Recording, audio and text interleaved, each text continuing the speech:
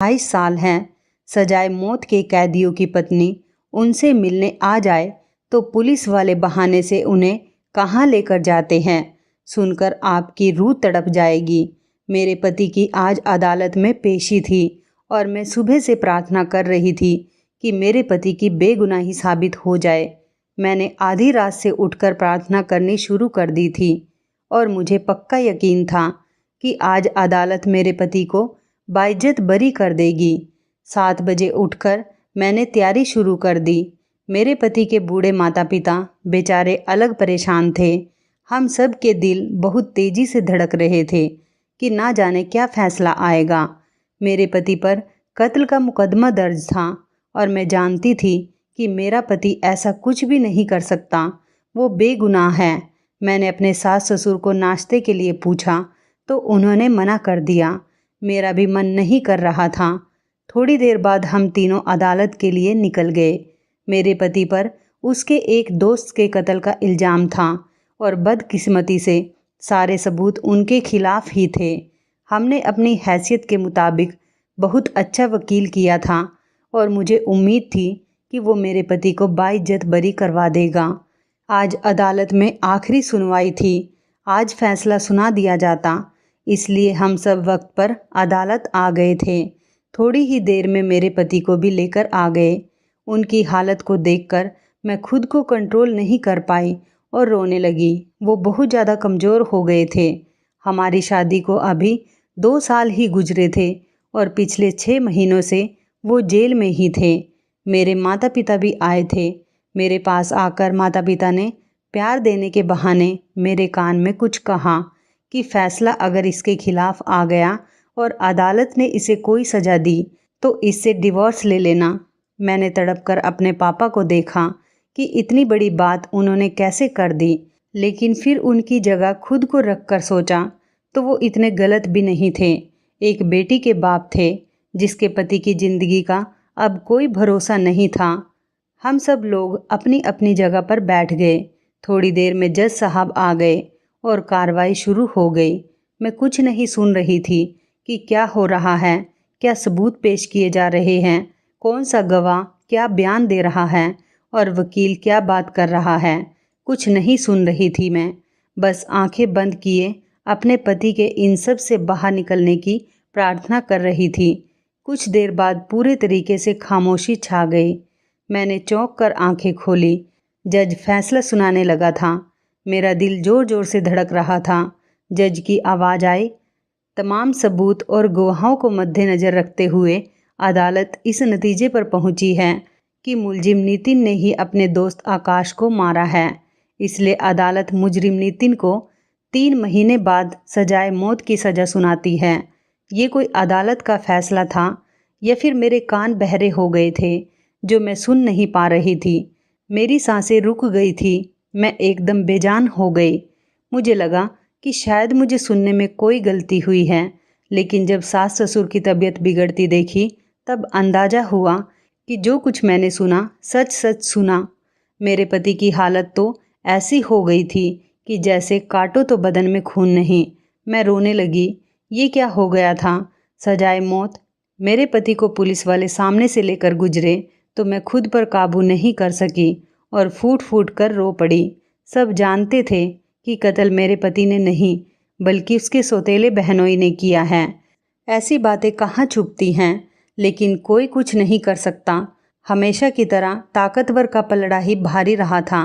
उसने पुलिस से लेकर गवाह सब खरीद लिए थे और इसमें फंसा मेरा पति। अपने सास ससुर को लेकर मैं घर आ गई। उन बेचारों की इकलौती संतान था वो, उनके बुढ़ापे का इकलौता सहारा। पुलिस ने उन्हें खास सजाए मौत वाले कैदियों की जेल में शिफ्ट कर दिया था।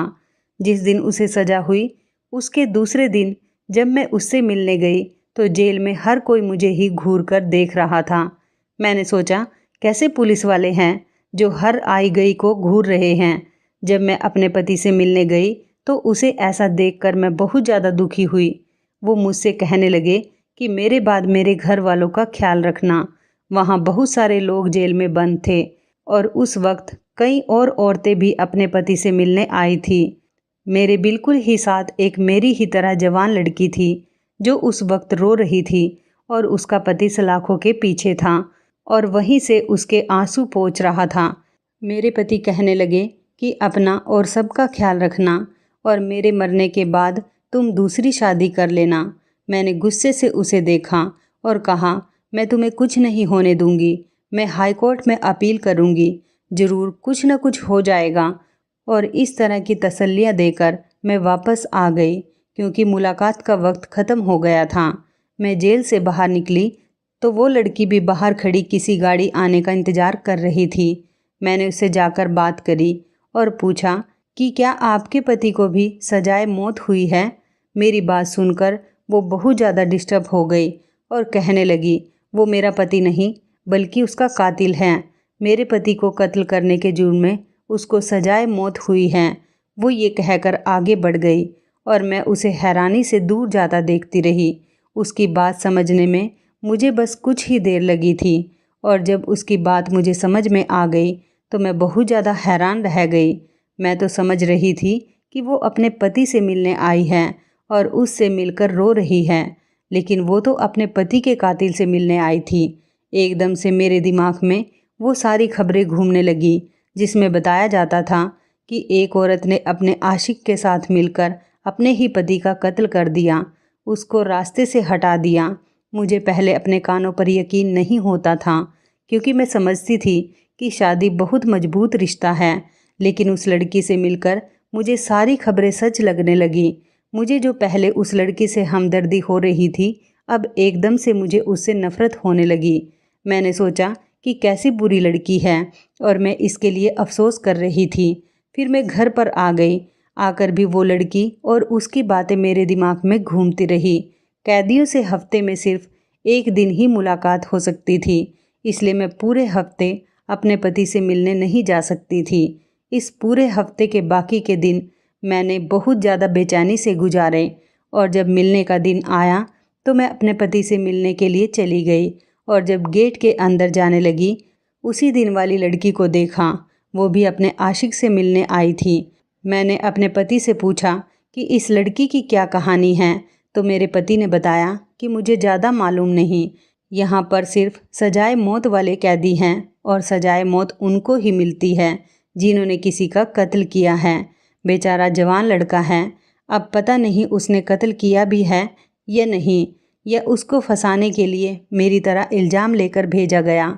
मैंने चुपके से अपने पति को उस लड़की से होने वाली बातों के बारे में बताया और उनसे कहा कि इस लड़की से थोड़ा चौकन्ना होकर रहें। मेरा ध्यान बार बार उस लड़की की तरफ ही जा रहा था जो उस लड़के का हाथ पकड़कर लगातार रो रही थी। मैंने उसकी बातों की तरफ ध्यान दिया। वो लड़की रोते हुए कह रही थी, मैं तुम्हें इस हाल में नहीं देख सकती, मैं क्या करूं? मैं तुम्हें इस तरह देखकर मर जाऊंगी। वो लड़का कह रहा था कि तुम मेरी फिक्र मत करो, सब कुछ ठीक हो जाएगा। वो लड़की और रोते हुए बोली, अब कुछ ठीक नहीं होगा, सब बर्बाद हो गया है और मेरी वजह से हुआ है। तब वो लड़का उसे चुप करवा रहा था और वह लगातार रोए जा रही थी। मैंने नफ़रत से मुंह मोड़ते हुए कहा कि अब अपनी गलती मानने का क्या फ़ायदा, एक मर्द तो जान से गया और अब दूसरा भी जाने वाला है। मैंने उनकी बातों से ध्यान हटाकर अपने पति को तसल्ली देते हुए कहा, मेरी दोस्त एक बहुत अच्छे वकील का बता रही थी, मैं कल मिलने जाऊंगी उससे और हाई कोर्ट में अपील करूंगी। मैं आपको ऐसे खुद से दूर नहीं जाने दूंगी। अभी मैं अपने पति से बात कर ही रही थी कि तभी एक पुलिस वाला मेरे पास आकर बोला, नितिन शर्मा की घरवाली तुम हो? मैंने हाँ में सिर हिलाया। वो कहने लगा कि थानेदार साहब बुला रहे हैं। तो मेरे पति ने चौंक कर देखा और कहा, क्यों बुला रहे हैं वो? हवलदार कहने लगा, मुझे क्या पता, कोई पेपर वर्क करना होगा इसलिए बुला रहे होंगे। मेरे पति ने कहा कि मेरी पत्नी कहीं नहीं जाएगी, सारे पेपर तो कंप्लीट हैं, अब कुछ नहीं होगा। हवलदार चेत कर बोला कि ऐसा है कि ये जो मुलाकात हो रही है ना, इसके सिग्नेचर भी करवाने होते हैं और उसे ही करवाने के लिए वो बुला रहे हैं। अगर नहीं जाना मैं बता देता हूँ जाकर, लेकिन यह याद रखना कि ये मुलाकात फिर कभी नहीं होगी, बस आज आखिरी बार ही समझे। मैं घबरा कर खड़ी हो गई और कहा, नहीं नहीं, मैं चलती हूँ आपके साथ, वो हवलदार रास्ते में समझाते हुए बोला, कागजी कार्रवाई जरूरी होती है और सबकी ही होती है। पिछले सारे कैदी तो पुराने हैं, उन सब की कार्रवाई तो हो चुकी है। तुम्हारे पति नए हैं, इसलिए थानेदार साहब ने आपको बुलाया है। मैं थानेदार के ऑफिस में गई तो उसने सर से पैर तक मेरे हुलिये को बहुत गौर से देखा, जो कि मैंने एक पिंक कलर का सूट पहना हुआ था और दुपट्टे से सिर ढका हुआ था। मैंने उसकी नज़रों की तपिश से घबराते हुए कहा कि जी कहिए, आपने मुझे बुलाया था, मैं नितिन की पत्नी हूँ। वो अपनी मुस्कुराहट छुपाकर कहने लगा, बहुत जल्द आप नितिन की विधवा कहलाएंगी। फिर बात काट कर वो कहने लगा, मेरा मतलब है 3 महीने में से 1 महीना गुजर गया है और बाकी बहुत थोड़े दिन बचे हैं उसके फांसी में। मैंने कहा, वो आपकी परेशानी नहीं है। आप मुझे ये बताइए कि आपने मुझे किस काम के लिए यहाँ बुलाया है। मुझे पता नहीं क्यों यह एहसास हो रहा था कि उसने मुझे किसी काम से नहीं बल्कि सिर्फ मेरी बॉडी का जायज़ा लेने के लिए बुलाया है। मेरे सवाल पर वो कहने लगा, नहीं अब सब ठीक है, अब ज़रूरत नहीं। मैं गुस्से से बाहर निकली और दोबारा अपने पति के पास जाने लगी, लेकिन तब तक मिलने का समय ख़त्म हो चुका था। सिर्फ 3 मिनट रह चुके थे। थानेदार के ऑफिस से जेल तक जाने का कम से कम 5 मिनट का रास्ता था, इसलिए अब जाने का कोई फ़ायदा नहीं था। मैं जेल से निकलकर एक तरफ खड़े होकर ऑटो रिक्शा का वेट करने लगी। इतने में एक अजीब नज़ारा देखा, जैसे मेरी सांस वहीं रुक गई हो। मैंने देखा कि वही लड़की बाहर निकल रही है और उसके साथ थानेदार भी बाहर निकला और 1-2 और पुलिस वाले। मैंने हैरानी से सोचा, ये लड़की पुलिस वालों के साथ क्या कर रही है। वो उनके साथ एक कार में बैठ गई और वो सब वहाँ से चले गए। मैं बहुत शौक होकर रह गई थी, ये लड़की पुलिस वालों के साथ क्यों गई है और कहाँ गई है। मुझे तो वो थानेदार शक्ल से ही बेकार इंसान लग रहा था, लेकिन वो काफ़ी लोग थे। मेरे अंदर तो शक पैदा होने लगा कि जाने क्या बात हो सकती है। मैं अपने दोस्त के बताए हुए वकील के पास गई और मैंने उससे अपने पति का सारा केस डिस्कस किया। मैं हर हालत में अपने पति को बचाना चाहती थी। मेरे मम्मी पापा मेरा साथ नहीं दे रहे थे। उन्होंने तो साफ लफ्ज़ों में कह दिया था कि एक कातिल की पत्नी कहलाने से अच्छा है कि मैं उससे डिवोर्स ले लूं, मगर मैं नहीं मानती थी। मुझे पूरा भरोसा था कि ये एक आजमाइश है और जल्दी ही ख़त्म हो जाएगी। उस वकील ने मुझसे फ़ीस ली और कहा कि ठीक है, मैं जल्दी से हाई कोर्ट में अपील करने की तैयारी करता हूँ। मैं उसको धन्यवाद कहकर बाहर निकल आई। जब दूसरी मुलाकात का वक्त आया तो मैं अपने पति से मिलने गई, लेकिन एक अजीब बात हुई। वो मुझसे कहने लगे कि तुम आज के बाद मुझसे मिलने यहाँ मत आना। मैंने परेशानी से पूछा कि क्यों ना आऊँ यहाँ पर, ऐसी क्या बात हो गई।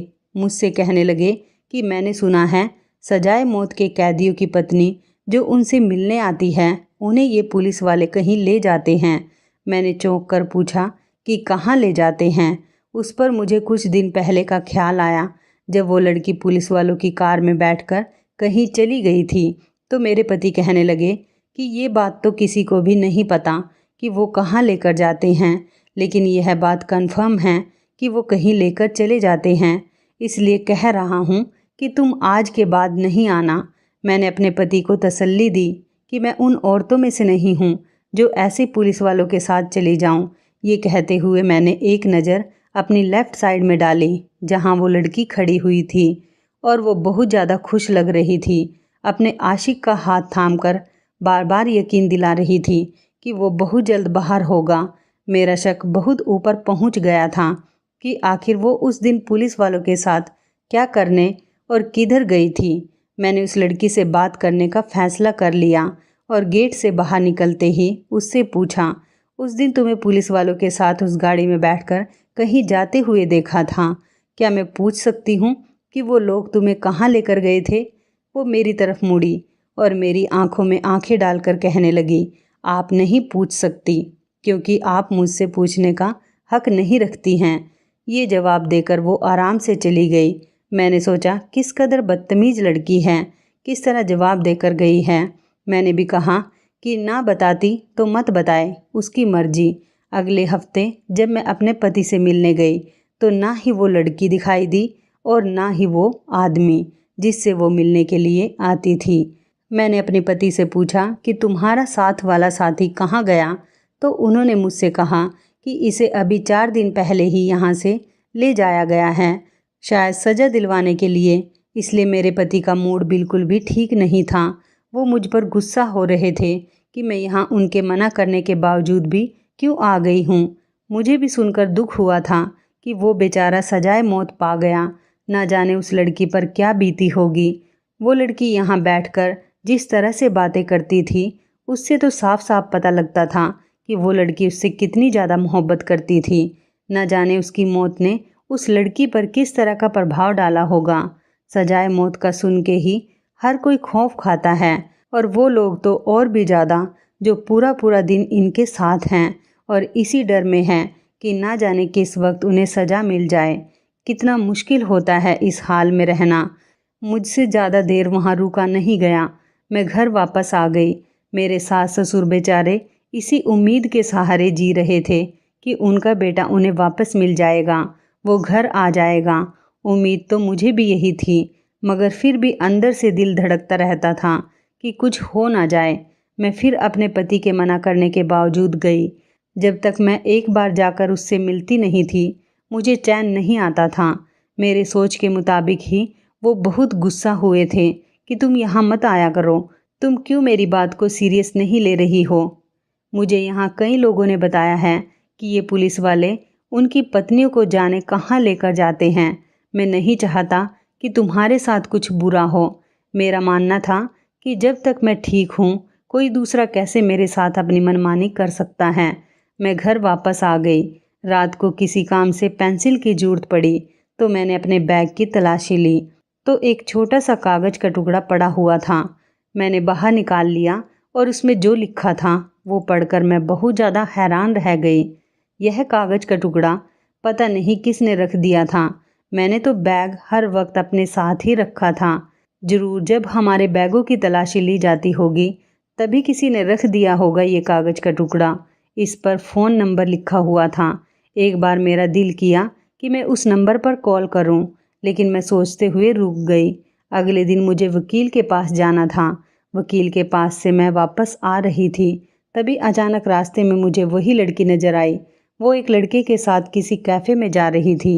तभी मैंने रिक्शा रुकवाया और मैं उसके पीछे जल्दी से उसी कैफ़े में चली गई। वो एक मेज़ पर हाथ पकड़कर बैठे थे। लड़का मेरी तरफ से कमर करके बैठा था, इसी वजह से मैं उसकी शक्ल नहीं देख पाई।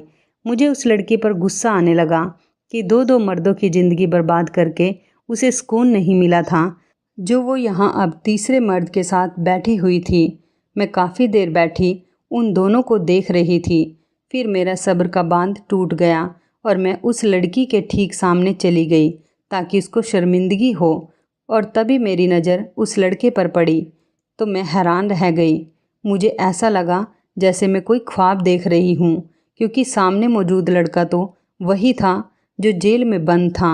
सब यही समझते थे कि वो मर गया है, लेकिन वो मरा नहीं, जिंदा था, बल्कि मज़े से आज़ादी की ज़िंदगी जी रहा था।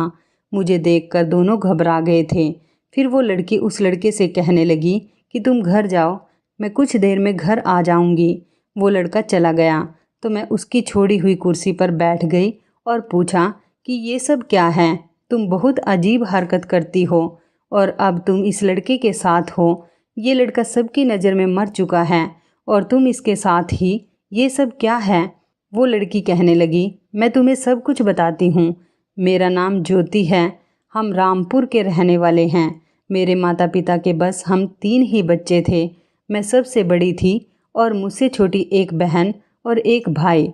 मुझे पूरी दुनिया में सबसे ज़्यादा मोहब्बत अपनी बहन से थी, क्योंकि वो बहुत ज़्यादा बीमार थी और वो बिस्तर पर पड़ी रहती थी। मेरे पापा और मम्मी दोनों ही काम पर जाते थे। मैंने अपनी बहन को पहले दिन से ही खुद संभाला था। मेरे माता पिता की अजीब फितरत थी। दोनों ही एक दूसरे को पसंद नहीं करते थे, लेकिन फिर भी शादी हो गई और 3 बच्चे भी हो गए। जब से भाई पैदा हुआ था तब से उनका झगड़ा भी बढ़ने लगा। वो हफ्तों तक बात नहीं करते थे। मैंने अपने भाई बहन को कैसे संभाला ये बस मैं ही जानती हूँ। मेरी बहन और भाई मुझे मेरी जान से भी बढ़कर प्यारे थे। मेरे पापा के दोस्त के बेटे ने मुझे शादी के लिए प्रपोज किया तो मैंने उसे मना कर दिया, क्योंकि मैं अपनी मम्मी की सहेली के लड़के को पसंद करती हूँ और उससे बहुत ज़्यादा मोहब्बत करती हूँ और उससे ही शादी करना चाहती थी। लेकिन मेरे पापा ने तहस में आकर और मम्मी की जिद की वजह से मेरी शादी अपने दोस्त के बेटे से तय कर दी। शादी के बाद मैं अपनी बहन को भी ससुराल ले आई थी, क्योंकि मैं अपनी बहन को अकेला नहीं छोड़ सकती थी। वो बहुत ज़्यादा बीमार रहती थी। उसके लिए हमेशा घर पर कोई देखभाल करने वाला चाहिए था, जो कि वहाँ रहकर नहीं हो सकता था। मेरा पति उसको अपनी बहन ही कहता था। हमारे लिए खास मिठाई लेकर आता था, जो हम बहुत शौक़ से खाते थे। फिर मेरे पति दूसरे शहर काम से चले गए तो उनके पीछे मेरी बहन की तबीयत खराब हो गई। डॉक्टर ने जब बताया कि वो प्रेग्नेंट हैं तो मेरी तो जान निकल गई। लेकिन असली क़यामत तो तब टूटी जब मेरी बहन ने बताया कि उसके साथ यह सब मेरे पति ने ही किया था। मैंने अपने पति को धमकी दी कि मैं सबके सामने उसको रुसवा करूँगी, तो उसने मुझसे बदला लेने के लिए मेरी मासूम बीमार बहन को सीढ़ियों से धक्का दे दिया। उस पर कोई इल्ज़ाम ना लगा और ना ही किसी ने उसे कातिल कहा, लेकिन मैं उसे छोड़ना नहीं चाहती थी। इसलिए मैंने अपनी मम्मी के दोस्त के बेटे सोहन से मदद ली और उसे अपने घर बुलाया ताकि मैं अपने पति के खिलाफ रिपोर्ट लिखवा सकूं। लेकिन उसी वक्त वो भी घर आ गया और सोहन को घर पर देखकर तहस में आकर उस पर हमला कर दिया। फिर वो मुझे चाकू से मारने लगा था, तो मेरी जान बचाने के लिए सोहन ने उसके सिर पर कांच का फ्लावर पॉट दे मारा और वो अस्पताल पहुंच गया। और बदतमीज इंसान मरने से पहले सोहन के खिलाफ रिपोर्ट दर्ज करवा गया, उसके खिलाफ बयान दे गया, इसलिए उसे सजाए मौत हो गई। मैं सोहन को मरता हुआ नहीं देख सकती थी। इसलिए जब पुलिस वालों ने मुझे एक ऑफ़र दी कि अगर मैं सोहन को आज़ाद देखना चाहती हूँ तो मुझे उनकी एक शर्त माननी पड़ेगी। वो शर्त मैं आपको नहीं बताऊंगी, क्योंकि जल्द ही वो आपको भी ट्रैक करने की कोशिश करेंगे। मैंने उनकी शर्त मान ली और सोहन को आज़ाद करवा लिया। अब हम दोनों पति पत्नी हैं। शर्त वाली बात से मुझे वो कागज़ का टुकड़ा याद आया जिस पर लिखा था कि अगर तुम्हें अपने पति को आज़ाद देखने की तमन्ना है तो तुम्हें इस खास शर्त को पूरा करना होगा। शर्त क्या है जानने के लिए दिए गए नंबर पर कॉल करें। मैंने उसे शादी की शुभकामनाएं दी और घर चली आई। उस लड़की के अलावा मैंने बहुत सारी औरतों को उन पुलिस वालों के साथ जाते हुए देखा था। मैंने वो पर्ची फेंक दी। मुझे किसी की भी ऐसी वैसी शर्त मानने की ज़रूरत नहीं थी। जिन वकील साहब के पास वो केस गया था वह अपने तौर पर जांच पड़ताल करके सबूत इकट्ठा कर रहे थे और उन्होंने मुझे उम्मीद दिलाई थी। जब मिलने का दिन आया तो मैं फिर से अपने पति से मिलने चली गई, लेकिन ये क्या, मेरा पति तो वहाँ पर था ही नहीं। मैंने बेचैनी से दूसरे कैदियों से पूछा, लेकिन किसी को भी उसका पता नहीं था। आखिर में एक हवलदार कहने लगा कि तुम्हारे पति की सज़ा के दिन करीब आ गए थे, इसलिए उसे दूसरी जेल भिजवा दिया गया है।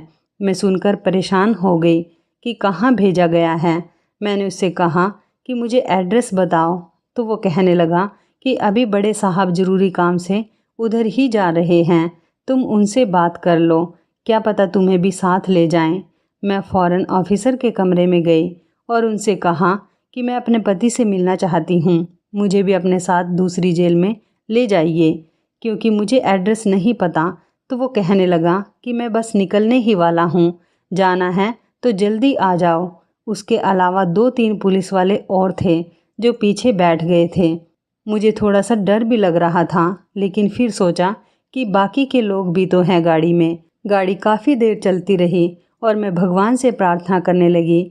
आखिर 2 घंटे की ड्राइविंग के बाद हम एक फार्म हाउस पहुंच गए थे। मैंने घबराते हुए पूछा, हम यहाँ क्या करने आए हैं?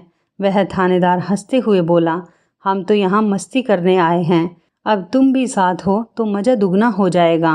वो मुझे घसीटकर नीचे उतारने लगे। मैं उनसे मना कर रही थी और चिल्लाने लगी, लेकिन वहाँ पर आसपास कोई भी नहीं था। वो ऑफिसर कहने लगा कि तुम्हें एक लेटर भेजा था, तुमने उसका जवाब नहीं दिया। मैं तो कितने दिनों से उसका इंतज़ार ही कर रहा था, लेकिन अंदाज़ा हुआ तुम काफ़ी घमंडी औरत हो और ऐसी लड़कियां तो मुझे बहुत पसंद हैं। मुझे याद आने लगा, इसलिए ही मेरा पति जेल में मिलने आने से रोकता था। वो बिल्कुल ठीक था और मैं गलत। मैंने कितनी आसानी से खुद को शिकार होने दिया। मैंने उस ऑफिसर के आगे हाथ जोड़ दिए कि मुझे जाने दे, मैं किसी को कुछ नहीं बताऊंगी, मुझे कैद नहीं करे। वो ज़ोर ज़ोर से हंसने लगा और कहने लगा कि तुमसे पहले एक पटाखा लड़की यहाँ आई थी और वो अपनी मर्जी से आई थी। उसका आशिक जेल में बंद था। उसको जेल से आज़ाद करवाने के लिए वो किसी भी हद तक जाने के लिए तैयार थी। उसने मुझे खुश किया तो मैंने उसके आशिक को आज़ाद करके उसे खुश कर दिया। तुम्हारे लिए भी यही ऑफ़र है। तुम मुझे खुश करोगी तो मैं तुम्हारे पति को आज़ाद कर दूंगा। मैंने उसको बातों में लगाए रखने का सोचा था। मैंने कहा, अगर तुमने वादे से इनकार कर दिया तो वो कहने लगा, मैंने आज तक किसी को धोखा नहीं दिया। आजमा कर देख लो। आज का दिन मेरे साथ गुजार लो, फिर कल तुम्हारा पति आज़ाद हो जाएगा। मैं बेचैनी से इंतज़ार करने लगी। मैं अपनी फ्रेंड का इंतज़ार करने लगी। यहाँ आने से पहले मैंने गाड़ी में से ही उसे मैसेज कर दिया था कि मैं कहाँ जा रही हूँ, पता नहीं कहाँ पहुँचूँगी। इतने में ही पर्स में रखे मोबाइल पर रिंग की आवाज़ आई। उस ऑफिसर ने जल्दी से मेरा मोबाइल छीनकर बंद कर दिया। फिर उसने मुझे बाजू से पकड़ लिया और खींचते हुए अंदर ले जाने लगा। और उसी वक्त उस मौके पर मीडिया वहाँ पहुँच गई थी। मैंने उसको मैसेज करके कह दिया था कि आते हुए मीडिया को भी साथ ले आए। और अब जब मीडिया ने उसे एक लड़की से बदतमीजी करते वक्त और छेड़ते हुए रंगे हाथों पकड़ लिया था, उसके साथी भी गिरफ्तार कर लिए गए। और इन सब से यह पता चला कि मेरा पति वहीं उसी जेल में था। इस ऑफिसर ने जानबूझकर उसे मिलने वाले कमरे में आने से रोक दिया था ताकि उसकी पत्नी मतलब कि मैं यहाँ आऊँ तो वो किसी बहाने से मुझे यहाँ ले आए। अगर मैं पहले ही अपने फ्रेंड से सब कुछ ना जान चुकी होती तो मैं भी उसके चुंगल में फंस जाती। मैं समझ गई थी कि वो मुझे ट्रैप कर रहा है, इसलिए मैंने उसे सज़ा दिलवाने का फ़ैसला किया और पूरे मीडिया के सामने उसकी असलियत खोल दी। कुछ ऑफिसर्स बहुत सालों से ये काम कर रहे थे। जिनको सजाए मौत की सज़ा होती थी, उनकी पत्नियों को बहाने से यहाँ ले आते थे और उनके पति को आज़ाद कर देते थे। उसकी फ़ाइल बंद कर देते थे कि उसको सज़ा दे दी गई। कुछ औरतें जो बहुत ज़्यादा अमीर होती थी तो उनसे बहुत पैसे लेते थे। उनके खिलाफ़ आवाज़ उठाने वाला कोई नहीं था, लेकिन मैं इसके हाथ का खिलौना नहीं बन सकती थी। मुझे अपनी इज्जत बहुत प्यारी थी। मीडिया ने उसका असली चेहरा दुनिया को दिखाया। पुलिस वालों की असलियत सबके सामने आ गई। इस ऑफिसर ने पैसे लेकर मेरे पति के खिलाफ केस बना दिया था और जांच पड़ताल नहीं की थी। लेकिन बाद में जो पुलिस वाला उसकी जगह पर आया था वो बहुत ज़्यादा ईमानदार था। उसने मेरी दरख्वास्त पर फिर से जांच पड़ताल शुरू की और बहुत ही कम समय में असली कातिल को पकड़ लिया। यह केस एक बार फिर अदालत में पेश हुआ। इस बार मेरे पति को बाइज्जत बरी कर दिया गया और असली मुजरिम को सजाए मौत की सज़ा सुना दी गई। आखिर इंसाफ हुआ और क्या खूब हुआ था। मुझे पहले दिन से ही यकीन था कि बेगुनाहों को सज़ा नहीं मिल सकती। उसके यहाँ देर है अंधेर नहीं। वो ऊपर वाला मेरी मदद ज़रूर करेगा। मेरा विश्वास मेरे काम आया और आज मेरा पति सही सलामत घर आ चुका है। तो इस कहानी के बारे में आपकी क्या राय है, कमेंट करके ज़रूर बताइएगा। दोस्तों, आपको हमारी ये मज़ेदार कहानी कैसी लगी, आप हमें कमेंट बॉक्स में ज़रूर बताएं। यदि आपके पास भी ऐसी कोई प्यारी सी कहानी है या फिर ऐसी कोई कहानी जिससे कुछ शिक्षा मिले तो आप हमारे साथ उसको ज़रूर शेयर करें। दोस्तों, यदि आपको हमारी ये वीडियो अच्छी लगे तो आप हमारी इस वीडियो को लाइक शेयर ज़रूर करें और ऐसी ही दिल को छू लेने वाली प्रेरणादायक कहानियाँ सुनने के लिए हमारे चैनल को भी सब्सक्राइब करें। यदि आप हमें फेसबुक पर देख रहे हैं तो आप हमारे फेसबुक पेज को लाइक और फॉलो ज़रूर करें। तो दोस्तों, फिर मिलते हैं ऐसी ही ज़बरदस्त कहानी या टिप्स के साथ नई वीडियो में। तब तक के लिए धन्यवाद। आप सभी अपना ख्याल रखना। आपका दिन शुभ व मंगलमय हो।